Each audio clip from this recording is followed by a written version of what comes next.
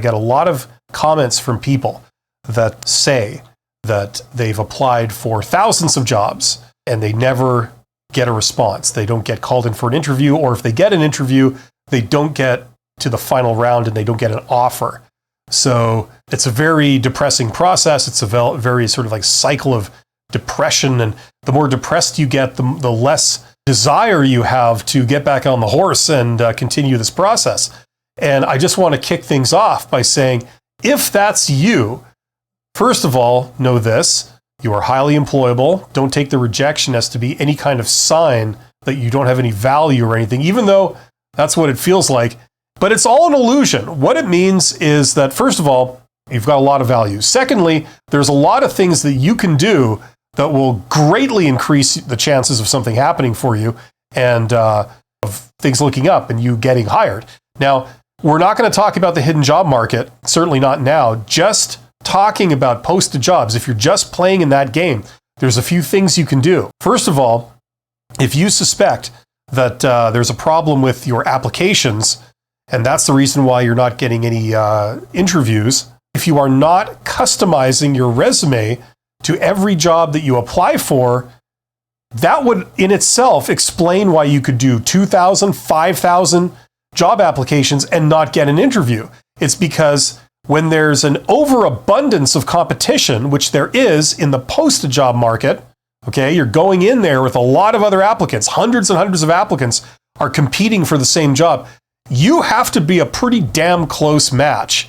And what's typical is that your application, which includes your resume, is probably going through some kind of ATS system or ATS filter, probably driven by AI, in the vast majority of these jobs that you're applying to.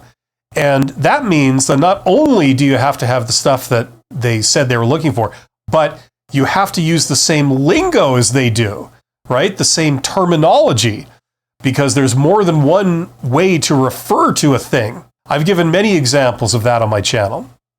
A couple days ago, or last time I talked about this, the example was supervisory experience. You work one place, they call it supervisory experience. You work another place, they call it frontline management experience. You know what I mean? So there's two different terms to describe the same thing.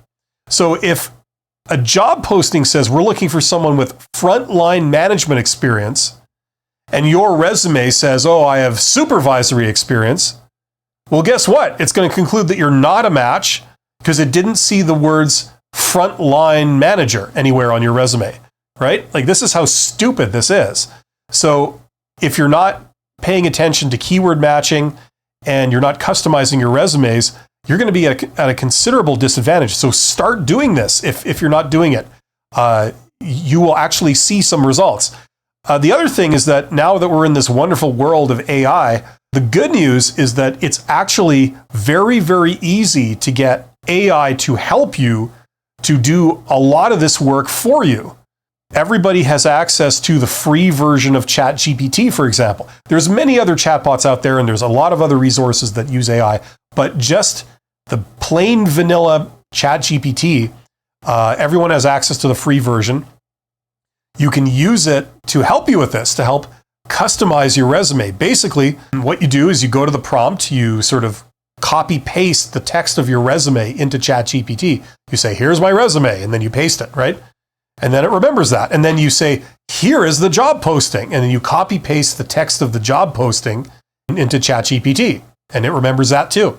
And then you say, can you rewrite my resume so that it would be as close a match as possible for this job using the terminology that the job posting uses, using all the keywords that the job posting is looking for, right? And it will take your stuff, your resume, the things you have, and it will reword it and reorder it and change the emphasis in such a way that your resume has now been tailored to apply for that job, right? So like little tricks like this. So that allows you to customize your resume or your application, but yet it doesn't take you 4 hours to do it. You know what I mean? Like you can apply for almost as many jobs as you could before by doing this, but you're sending out custom applications to each one. So So if you're not doing that, that would be the place you start, right? Like at least start with that, okay? Then if you are going for interviews, you've been to many interviews, but no one ever seems to be able to hire you. They don't get to the offer stage, right? Where they make you an offer, you know, and you're feeling depressed. You're feeling worried, like, oh my God, is there something wrong with me? I'm just so off-putting in an interview. I don't know what the problem is. People take one look at me, it seems, and they just don't want to hire me. Like what is wrong? I mean, there's several things you can do. One of them is go to a professional career coach and just get one session, just one 1 hour session with them, and do like a pretend interview with them and get their feedback. They can give you an objective critique on, you know, what you're doing that's good, what you're doing that's not so good, and maybe some things to change, to think about changing. And then try some of those. When next time you go to an interview, try doing those corrections and see if that helps. In a lot of cases, it will. Another thing you can do is just do mock interviews. Grab some friend or family member, some worthless family member that's loafing around, doing nothing with their lives, and say, like, look, hey, give me a hand. You know, you pretend to be the interviewer, and I'll pretend to be the candidate. We're going to do a pretend interview. Okay?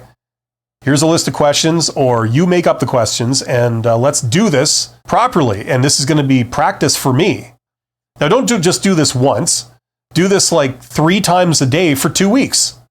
You have the weekends off. So, you know, for 10 days, do it 3 times a day with a family member. And you will kick ass at the end of that 2 weeks. You will know all the questions, all the standard questions inside and out. You'll know them backwards, forwards. You'll be used to the nervousness, because it feels a little awkward doing this with like somebody else, right? But that's good. That's going to prepare you for, you know, when you do a real interview, and it is awkward to a degree, right? You can't think on your feet usually as well as you could when you're relaxed. You know, you're going to have backup answers to questions. When you don't have a great answer for the question, you can at least fall back on something that's a general sort of good thing to say, right? And you do this kind of thing, and you should see some results pretty soon, okay? So we haven't even talked about like the hidden job market and networking and all the stuff that introverts can do that really allows them to knock it out of the park, get some great jobs in whatever field, regardless of the economic conditions. You know, we haven't talked about any of that stuff yet, but just this alone will help a lot of people who are stuck in this cycle.